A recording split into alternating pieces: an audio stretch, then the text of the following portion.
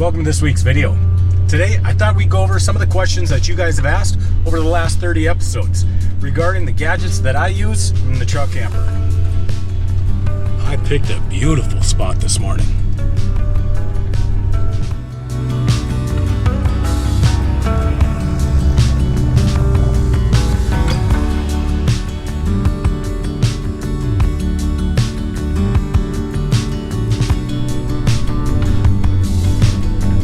Let me start off by saying this is probably the hardest video that I've ever made. What I mean by that is last week, I went out to Banning State Park near Sandstone, Minnesota. I wanted to show you guys some of the different rock outcroppings, walk through the trails in the state park. But unfortunately, when I got there, I found out the campground was closed. That same day, the hard drive in my computer crashed. So, the only thing I had left was the drone footage. Skip forward a week later, I had 4 days off, and I thought what a perfect time to find some nicer weather. We've been stuck with mid-20s here in Minnesota for the last 2 weeks. They were seeing 55-degree temperatures in northeast Iowa, so I knew where I had to go. I followed the St. Croix River all the way down to Yellow River State Forest. It was beautiful. I never knew that Iowa was that gorgeous. But yet again, fate had a different plan. All of the SD card footage became corrupt during my stay. All of the footage was lost, except for some Osmo footage and my drone footage. Neat old bridge.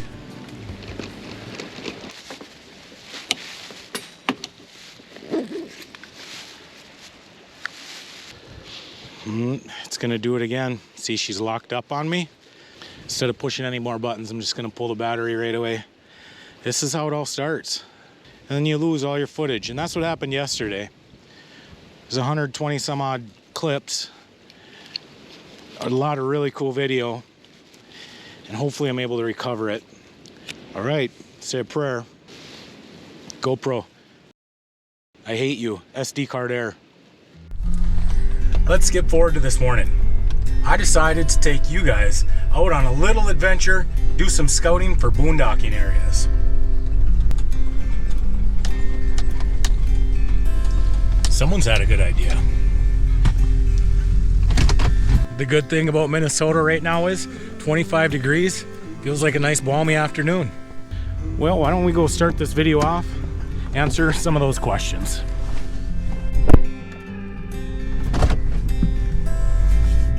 I would say one of the biggest questions I get is regarding this backup camera. You guys have seen it in probably every video. I bought the unit off of Amazon. It's called a Prometo. Put it up right here. I don't know if I'm saying it right. This camera's got some great features. One of the things I like about this camera is it's a touchscreen. So I can adjust looking down or looking up right on the screen. Another cool feature is at night, if the screen's too bright, you can touch the screen, turn the brightness up and down. The unit has a camera on the front as well as the back.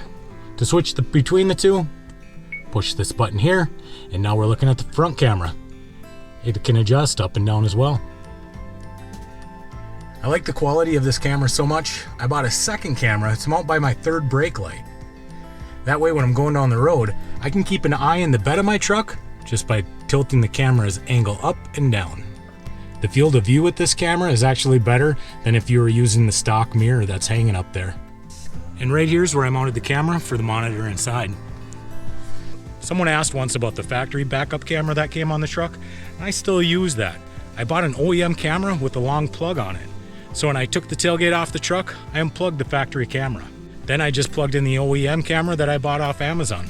I mounted it right on this bottom basket. The OEM backup camera works great, but it cannot take the place of a rear view mirror.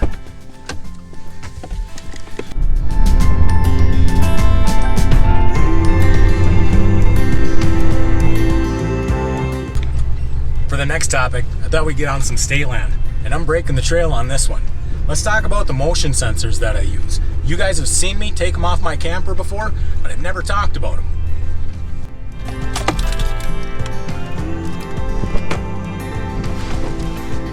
That's good. Perfect.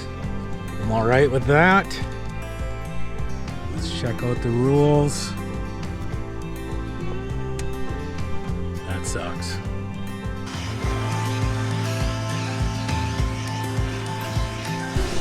Winter always makes it so much more challenging.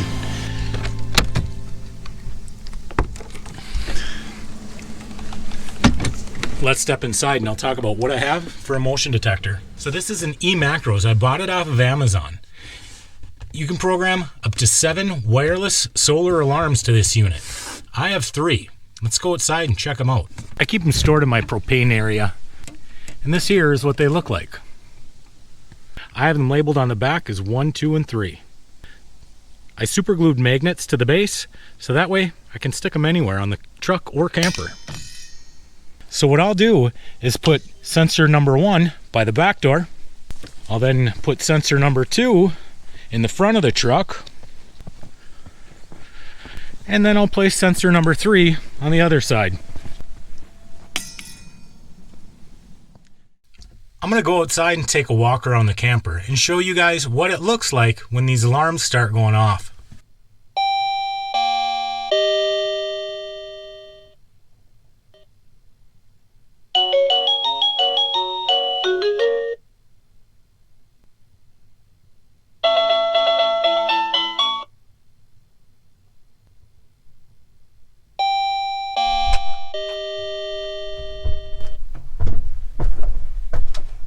eMacros says that they have these sensors programmed to pick up human and automobile size objects.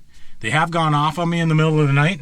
It's always a little unnerving when you hear that sound, but so far it's just been deer and bear that set them off. Let's move along to the next spot. We'll talk about the generator, some of the other questions you had. Days like these are absolutely what the coffee thermos is made for.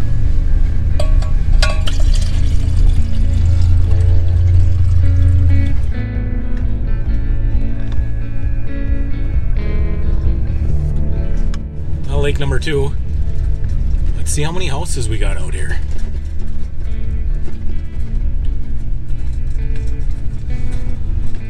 I will say this lake is a little tricky.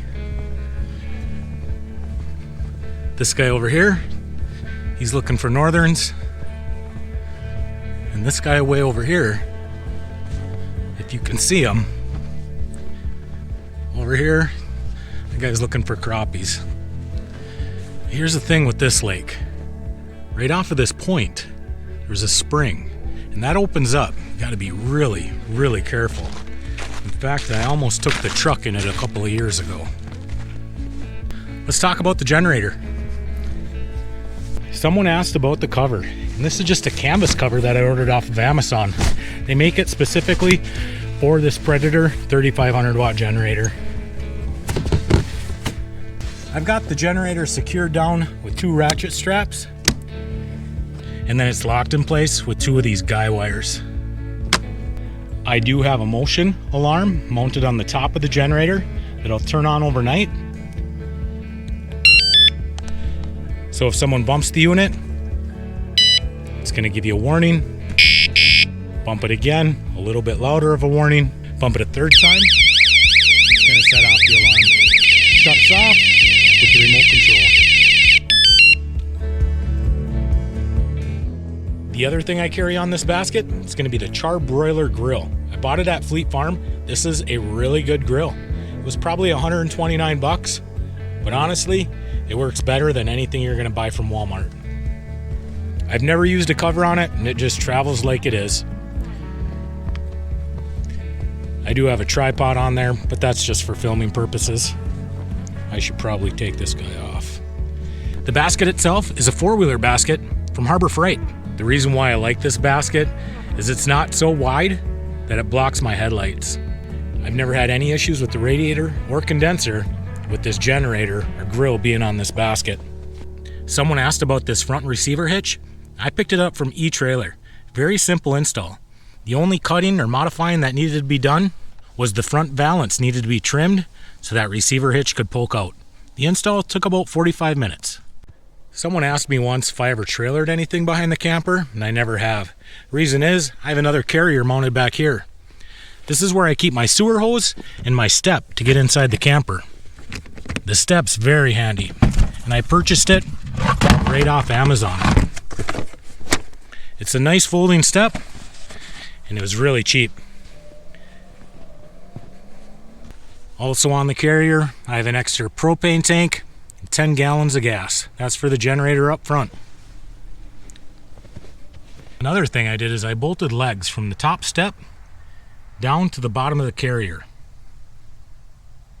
What it does is it keeps that step really secure.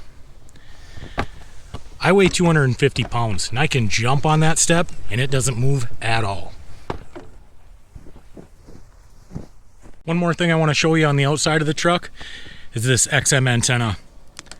I do like to listen to XM radio. I don't listen to a lot of music, mostly talk radio. When I used the little shark fin antenna that came with the truck, the camper blocked the signal. So the XM radio no longer worked. I bought this antenna off Amazon along with the cable to plug it in. I just unplugged the factory fin, plugged this one in its place on the back of the radio. Off to the next spot.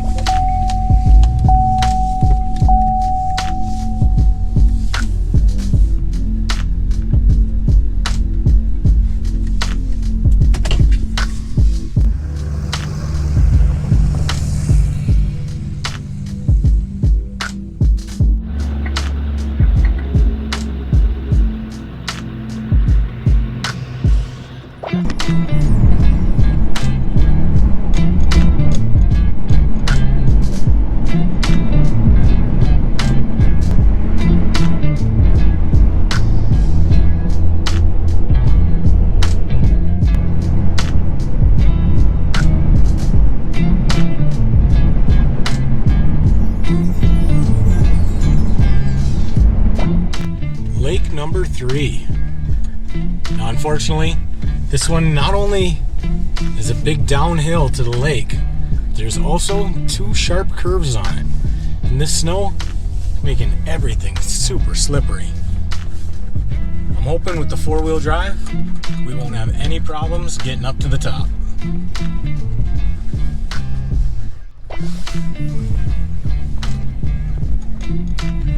Looks like a couple of sleds have been out on the ice.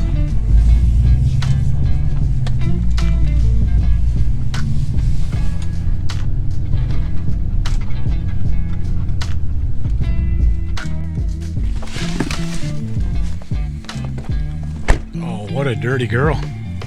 Let me show you guys one tip that I did back here. You guys that have campers know that these wings oftentimes get really soft back there. And you can see why. Arctic Fox just used a piece of plywood in here. So what I did is I took the plywood out and used the synthetic polyethylene plastic. Same stuff that they put on ice rinks.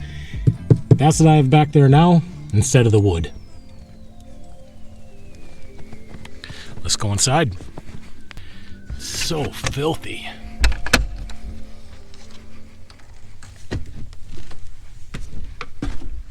Last week I mentioned to you guys the importance of having a dehumidifier in the winter and had a question about it. This is the unit that I'm running. I bought it off of Amazon. It's called a Folia. I don't know. It's not a bad unit, but it's not a great unit. It has this container. During the summer, it'll take me 2 weeks to fill this container up. During the winter time, it'll probably take a month. But I don't spend as much time in here in the winter as I do in the summer. I had a question about this blower once. I use it all the time. This is my main way that I keep this camper clean.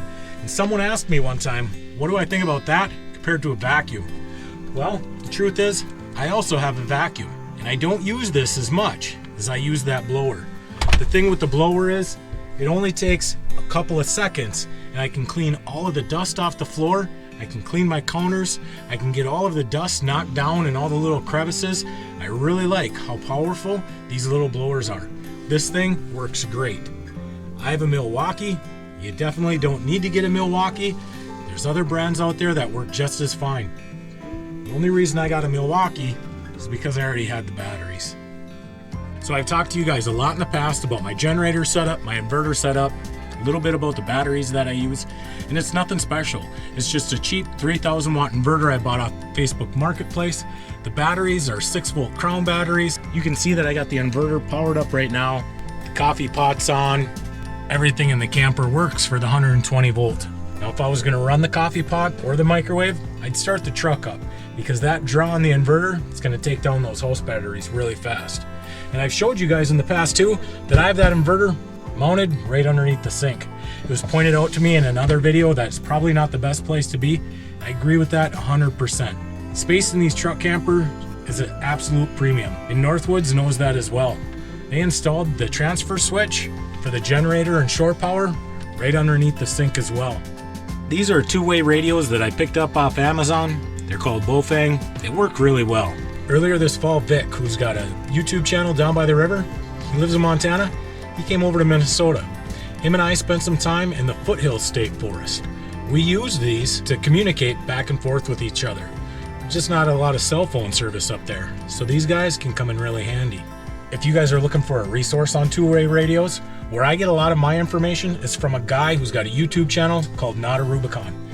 He actually talks about these Boondocking and other ones like Midland and some of the actual GMRS licensed radios and the bubble wrap FRS radios. The guy's very knowledgeable, and I'm not, so take his advice, not mine. Most slide outs have these safety latches, one on each end up on top. Not all, but most. But I've added another form of safety to this slide out to make sure that it doesn't get bounced and jostled around when I'm on the forestry roads.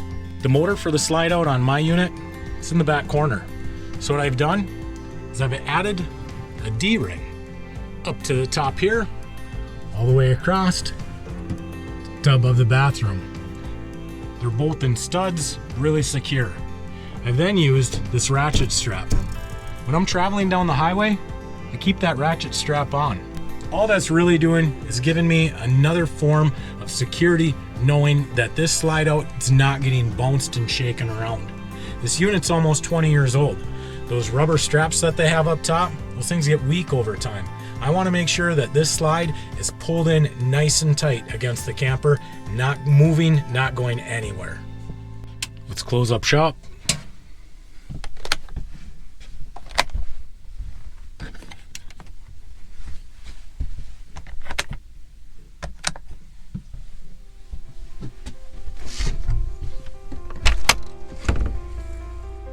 Let's get back on the road, see if I can make it back up this hill. Oh, here we go.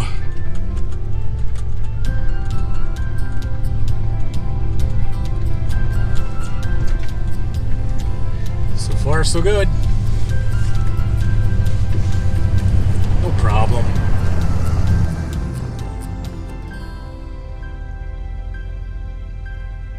Well, I think we got this video in the bag. And this time, I didn't even have to go 15 miles from my own backyard. If you guys have any more questions or comments, definitely put them down below. And maybe next week, we'll be able to boondock at one of the places we scouted out today. So until next week, be kind, be honest. We'll see you down the road.